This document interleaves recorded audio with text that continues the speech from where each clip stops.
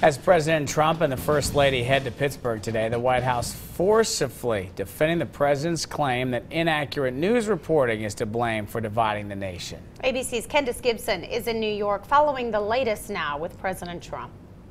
In his very first comments after that deadly synagogue shooting, the president condemned what he called an act of hate, but he did not mention the victims. Instead, suggesting armed guards at the synagogue could have prevented the results. If they had protection inside, the results would have been far better. An idea the mayor of Pittsburgh firmly disagrees with. We should try to stop irrational behavior from happening at the forefront. Later, the president striking a somber tone.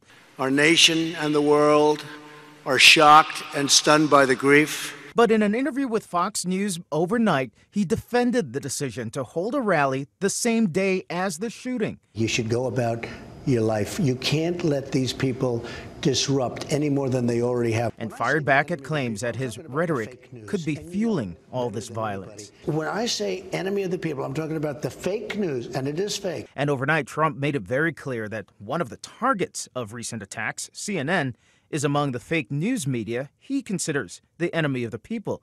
Tweeting, CNN and others in the fake news business keep purposely and inaccurately reporting that I said the media is the enemy of the people. Wrong, I said the fake news media is the enemy of the people.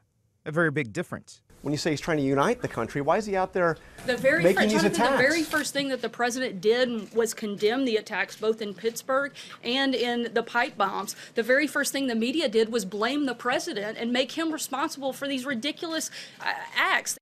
Candace Gibson, ABC News, New York.